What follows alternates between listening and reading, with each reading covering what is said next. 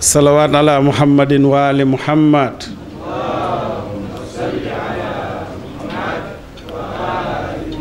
labbayka ya Hussein. labbayka ya Hussein. labbayka ya Hussein. salawaat ala muhammadin wa ali muhammad.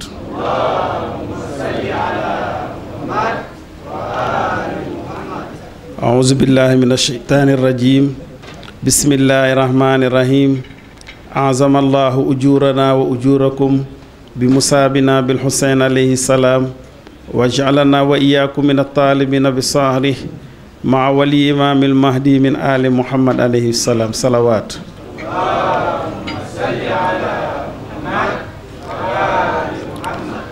إمام Ali ibn Moussa Rida alayhi salaam nee na su fukki guddit Ashura yi taxawee nee na heure boo xamante ne nee nañ woon weer wi feeñ na ñu ngi dugg ci weeru tamxarit da daan gis baayam imaam Moussa al Kazim alayhi salaam mu nekk ci naqar bu méttee métti day gis kanam gi sadd day gis dootul ree kenn dootul gisati bëñam ba ca fukkeelu fan ba nee na fukkeelu fan ba nag ci la naqar bi di gën a tar da ko yendoo jooy di wax ne bis bii ci lañu rey sama maam Hussein alayhi salaam moo tax su weeru tamxarit bi commencé nga xamante ne moom mooy début année bi maanaam ci la année arabe bi di commencé année musulmane bi dañuy gis civilisation yi nekk ci àdduna bi yépp seen at suy tàmbali ñuy feetu di taal ay feux d'artifice di fo di kontaan waaye ñuy gis ne ñi nga xamante ne ñooy chiatu ala bayt muhammad maanaam ñooy topp yonent bi ak waa këram ci ndigalu yàlla ak ñi leen bëgg su at bi commencé ñoom dañ koy commencé ci ay naqar ci ay jooy mu nekk lu yéeme naqar yooyu ak jooy yooyu ñu ciy jàppale naqar ak jooyu seydina wa mawlana abil qasimil mustafa muhammad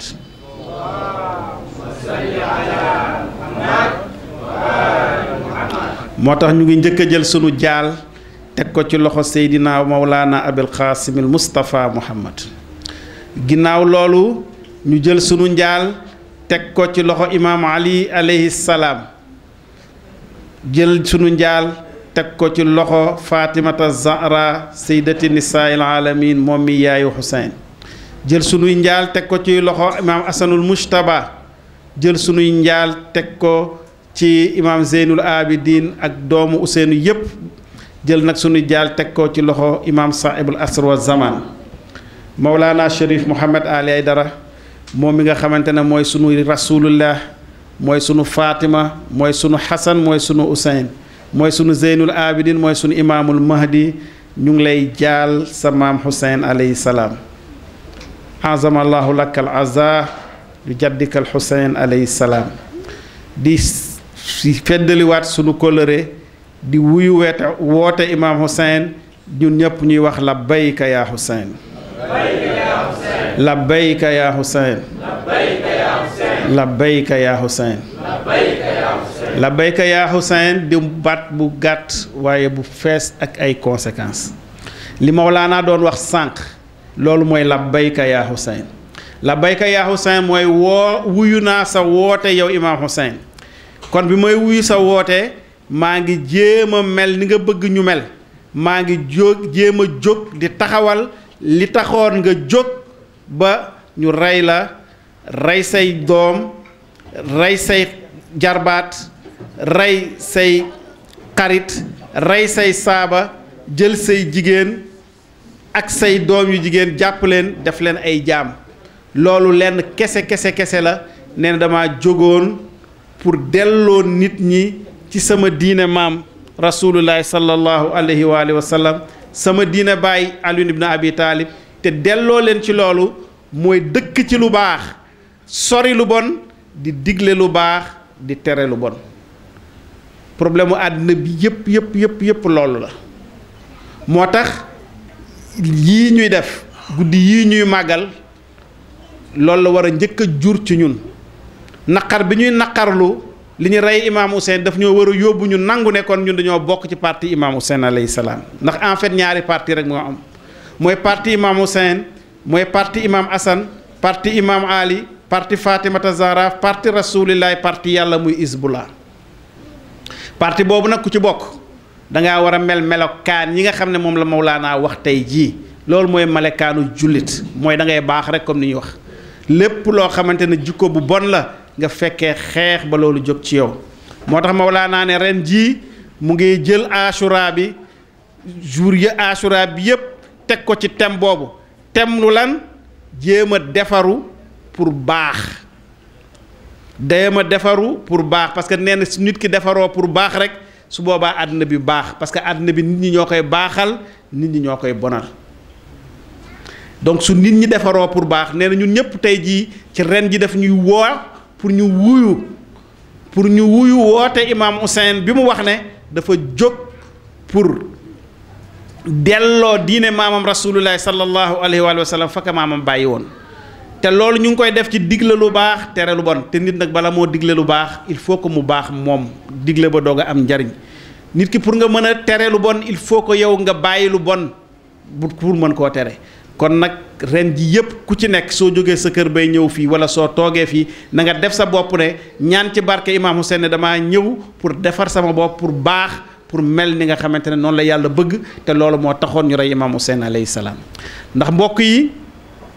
suñu demee ci histoire ni ko Mawlaana doon waxee sànq yonent bi sallallahu alayhi wa sallam dafa woote ay nit bañ ki leen jiite woon ci bañ googu Abu Sufyaan la tudd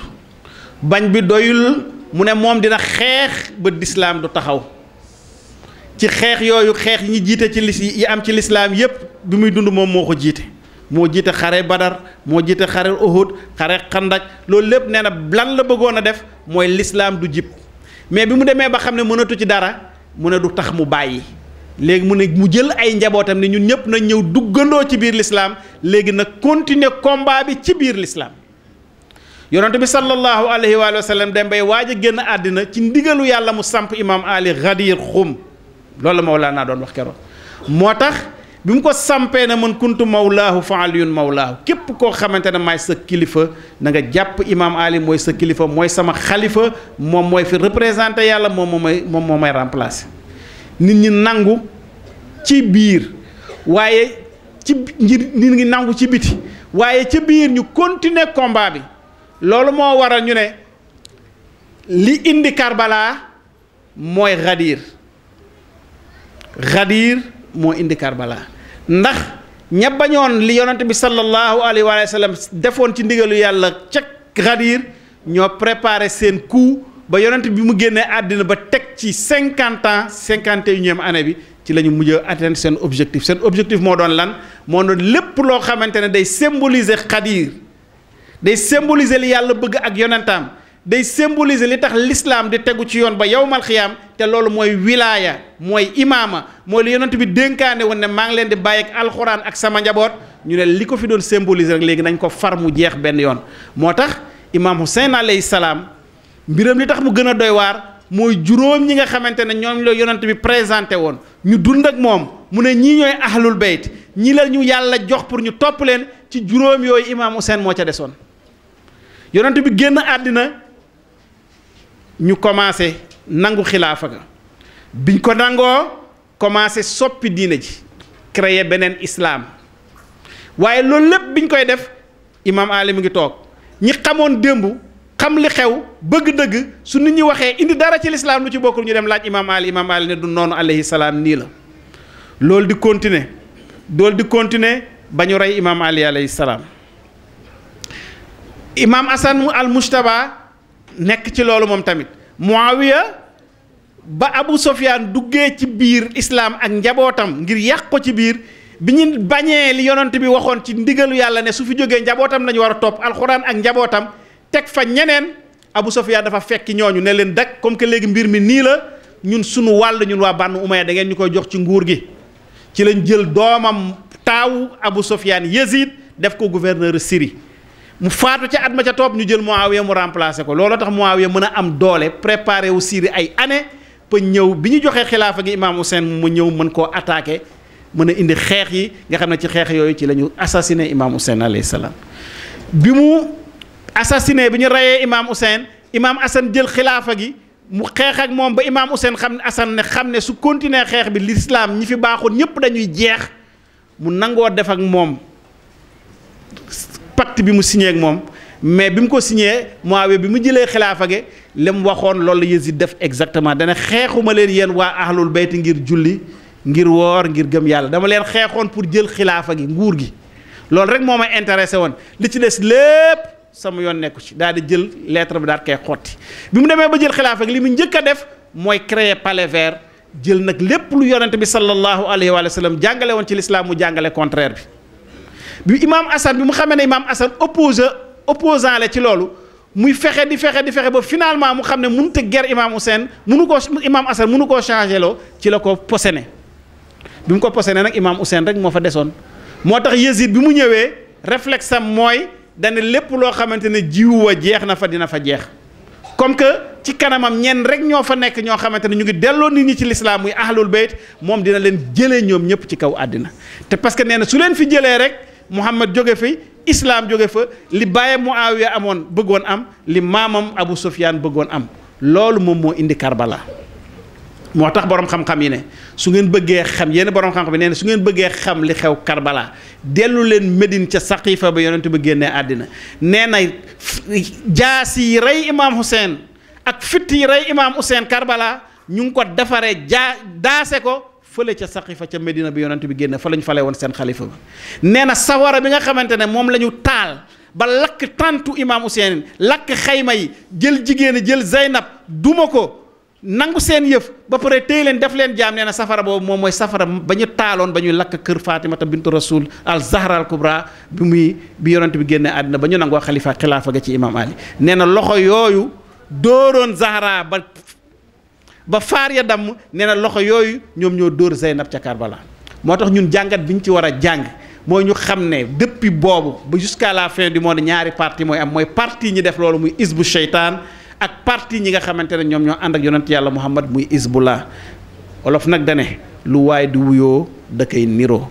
ku tànn ne yow tànn naa Muhammad tànn naa Fatima tànn naa Alxasan tànn naa Alxuseyn tànn naa ànd ak Imam Hussein ca Karbala ndax dañ ne kullu yawmin ashura wa kullu ardin Karbala Karbala mu ngi nii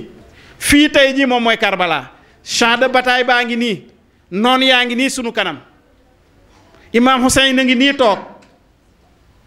imaam a ngi toog Imam Hussein a ngi toog kon ku nekk ci ñun nag dangaa war a góorgóorlu nekk al-Hurr ibnu Yazid al-Riyahi wala nga góorgóorlu nekk Habib ibnu Mazair wala nga góorgóorlu nekk Muslim ibnu Awsaja wala nga bu góorgóorlu nekk Burayr al-Hamadani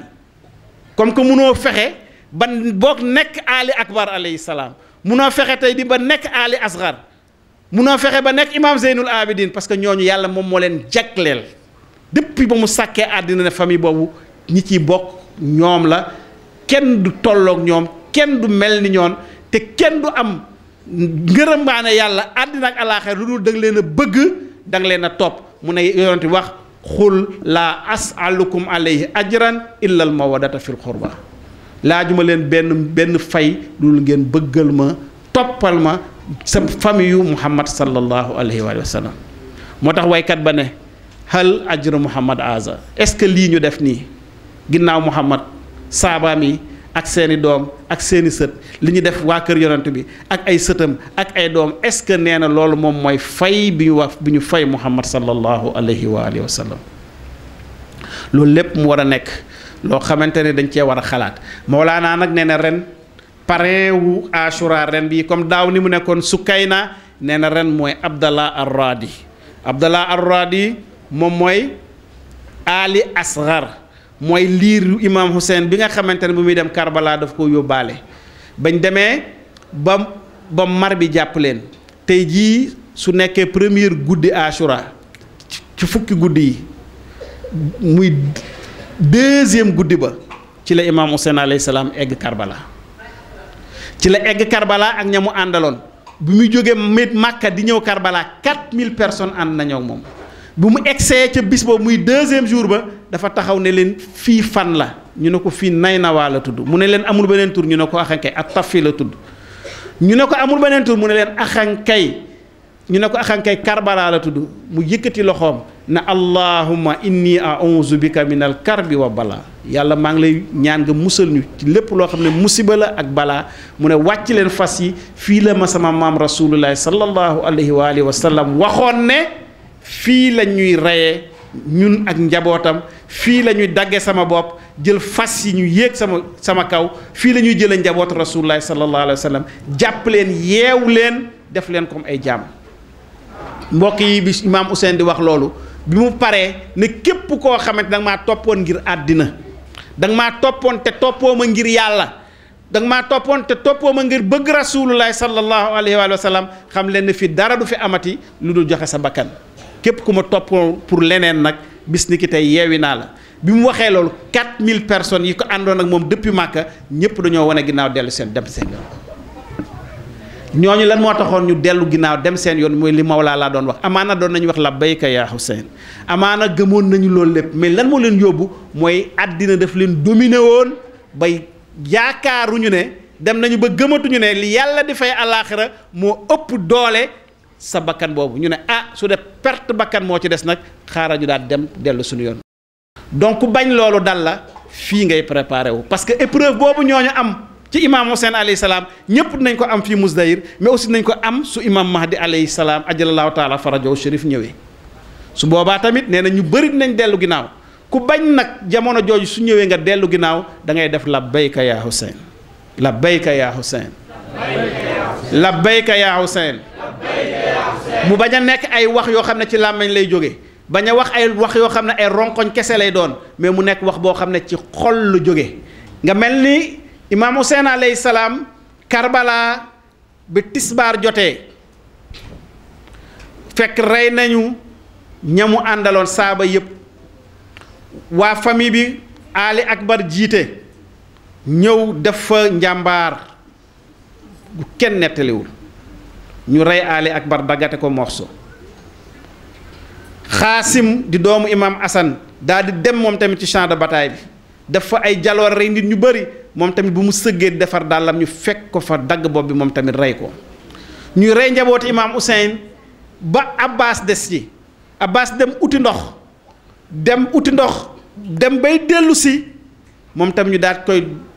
dogale dagg loxo ndijoor bi muy continuer di xeex ñu dagg loxo càmmoñ bi muy continuer di xeex ñu jam ko flèche ci bët doxe ko ginnaaw bi deret ji saddee ba gisatul dara ñu doxe ko ginnaaw dóor ko jaasi mu daal di daanu kenn desatul sur le champ de bataille ku dul imam Hussein kese moom moo fa des ak xale yi ak jigéen ñi ak imam Zeynu Abidin mi feebaroon mais imam lan la def imam bi mu gisee ne Ali Asxar mooy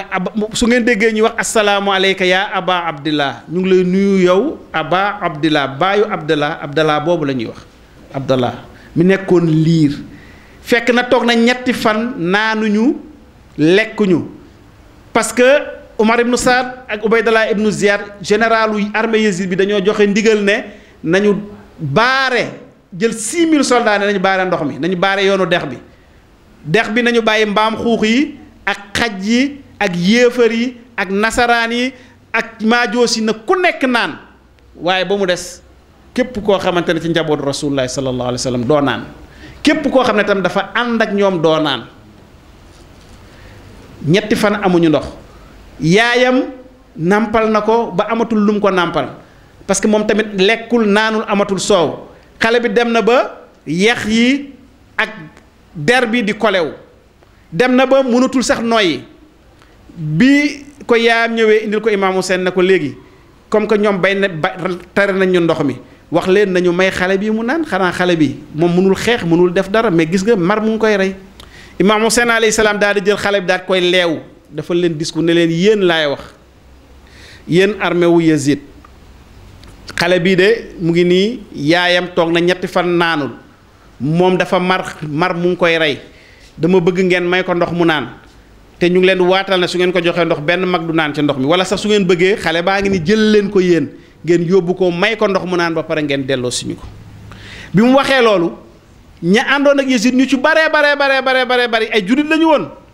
seen xol commencé tooy mais lan moo leen yóbbu woon pour ñu àndal Yazid loolu la Mawlaana di wax ne nañu defar suñu xol defar suñu jikko ndax am jikko bu bon mooy tax ñu won la àddina ba loolu jaral la nga jënde ko sa àllaaxira terewul woon dañ doon julli dañ daan woor gëm nañ ne yonent yàlla Muhammad moom mooy yonent bi gëm nañ ne ahlul bayt ñoo gën ci àddina mais alal bi ñu leen dig ak poste yi ñu leen dig ak mbiru àddina yi ñu leen dig moo taxoon ñu def loolu mais terewul am na ñoo xam ne seen xol tooyoon na bi imaam Ousseyn waxee lu ñu ne lii de dëgg la léegi nañu may xale bi mu naan bi ñuy werante seen biir ñi naan nañ ko may ñi naan buñ ko may ci la Omar ibn Saad woo Urmula dafa nekkoon lu ñu tuddee tireur d'élite bokkoon na ci ñi nga xamante ne ñoo dàqa flèche ci arab yi mu ne ko Urmula régleel ma situation bi mu ko waxee Urmula daal dem ci ginnaaw jël ay flèche am teg jël xeejam jël arc bi jël fitt gi teg commencé viser putu xale bi tranquillement froidement su viser ba xam ne am na chance mooy mu bàyyiwaat dem jëlaat beneen angle di ko viser ba nga xam ne xam na ne léegi am na ko sur la ligne de mire ci leen ne tay flèche bi di ñëw ba fekk ni imaam Ousseyn alayhi salaam téye xale bi nii mu dal ci baat bi daal di dagg baat bi deret ji ne cas imaam daal koy leewu deret ji nii di tuuru ci loxoom imaam jël deret ji sànni ko kaw asamaan deret ji ba léegi wàccul mu ne lenn dong moo ma tax a muñ moo ma mën a muñ moom mooy yàlla teewe na ci lii ñu def xam ngeen ni ñuy def loolu du woon affaire nguur kese moom moo leen intéressé woon du woon affaire rey waa kër yonent bi kese moo leen intéressé woon mais ñu doon def loolu dafay wane ne ñoom seytaane dafa nekkoon ci seen biir xol ba nga xam ne lenn lañ bëggoon mooy fay l'islam définitivement pour que ñoom loolu ñu tudde ne moom mooy l'islam loolu continuer di am du am lenn lu ko mën a opposé ti maanaam nañ ne nañu toroxal waa kër yonent bi décourager nit ñi leen di topp ba nga xamante ne suñ jógee ci lii kenn dootu fi ñemeeti wax ne Muhammad wala ahlul bayt kon ñun lépp lu ñu wax ci lislaam rek loolu la nit ñi di nangu noonu la ñu def Abdoulaye Radi noonu lañ ko reyee ci loxo baayam bi ko imaam téyee nii fekk yaayam sori na mu nga ca ginnaaw bi mu gisee imaam téye ko di ñëwaat mu ne xam naa ne xale bi may nañ ko ndox xam naa ne sama doom ji su ñëwee su dellu see incha allah dinaa ko mën a toppatoowaat ba mu jëlaat forme muy ñëw di ñëw bi ñuy gis xonqaay bi nekk ci li ko imaam muure woon ba mu egsi ci la ñu gis ne ndekete yoo Abdallah Radi rey nañ ko dem na alaaxira yaay ji jooy yu metti bàjjan bi Zeynab ñëw dëfal ko ànd ak moom ci jooy yi waaye li gën a garaaw ci loolu après imaam Ousseyn alayhi salaam jël xale bi daat koy suul biñ demee ba nga xamante ne imaam Ousseyn deseetul kenn lii may wax nii fa la am importance imaam dafa taxaw ne hal min mughiisin yughiisunaa li wajhillah est-ce que amul kenn koo xamante ne kuy dimbale la mu ñëw dimbali ñu ngir yàlla mu ne est-ce que amul ci yéen kenn koo xam ne gëm na ne yàlla kenn la kuy ñëw ragal yàlla ci dimbali ñu ñun ahlul bayt bi mu waxee ci désert bi li muy rëy li fa nit ñi bari 30 000 personnes yoo xamante ne ay soldats Yazid lañu kenn wuyuwu ko ci la imaam Zeynul Abidin alayhi salaam fa mu nekkoon ca feebar ba mënul dara jóg ne labbayka yaa Hussein. labbayka yaa Hussein. ne labbayka yaa Hussein génn mënul dox mu ngi jàpp ci jaasi ji mel ni beeke egsi bi mu egsee baay bi daal koy defal ne ko déet yow bokkoo ci yow tey yàlla génn la ci lii xeex parce que képp koo xam ne da ngaa feebar wala nga nekk situation bi nga nekk yow waroo xeex dellu te yow sax dafa am yàlla mission bu mu la dénk parce que lii yow yaa koy mottali ci la imaam Zeynal Abidin alayhi salaam dellu waaye woote boobu imaam Ousseyn woote woon il y a presque 1300 ans woote boobu ba léegi moom la nit ñu baax ñi di wuyu kon bu mu leen bett mukk su ngeen gisee ni ci àddina bi ñu néew la minorité ñooy wuyu woote boobu parce que imaam Ousseyn bu muy dem 72 soldats la amoon maanaam julli ñëpp soo leen jëloo ñu nekk ci àddina bi yëpp ñi ci àndoon ak ahlul bayt presque matuñu 1000 personnes kon tey jii labbayka yaa Hussein foo dem ci àddina bi dégg ko foo taxaw dégg labbayka yaa Hussein ñu ngi wuyu woote boobu moo tax ñun ñu nangu wuyu woote boobu nañu agir en conséquence yàlla baaxe ñu ñun suñu wuyu rek dañoo répété wuyu sëtam Maulana Chérif Mouhamed Ali Aidara kon Maulana ñu ngi lay wax labbayka di wax tam labbayka yaa Hussein di wax labbayka yaa Hussein di wax labbayka yaa Hussein salawaat ala muhammadin wa ali muhammad allahumma salli ala muhammad wa ali muhammad foofu lay yemale sama wax tey incha allah di leen fàttali rek ne guddi yi digle nañ ci ku ci mën ci jour bu nekk soo mënee def 1000 ixlaas jox ko addi imam Hussein baax na mais soo mënee def 100 baax na 100 soo defee 100 chaque jour soo eggee ci 10e jour bi sa 1000 mat na ku sawar mën a def 1000 tam su jour ba jotee di nga mën a def sa 10 000 100 ixlaas 100 salawaat 100 astaghfirullah jox ko addiya imam Hussein alayhi salaam. fii tamit fii ñu toog nii ci majlis bi bis bu ne 17h30 5h30 jëm 6h dañ fi wàcceel kaamil imam Hussein commencé nañ ko tey képp koo xam ne yàlla mënal la ko te nga mën koo fekke te nga mën ñëw jàpp si na nga ñëw jàpp si ngir sa bopp ngir imam Hussein. assalaamu ala al Hussein wa ala ali ibn al Hussein wa ala awlaadi al Hussein wa ala ashaabi al Hussein wa laanatullahi daiman abadan ala man xatala Hussein wa ala man zalama Hussein min al an ila yawmi ddin salawaat.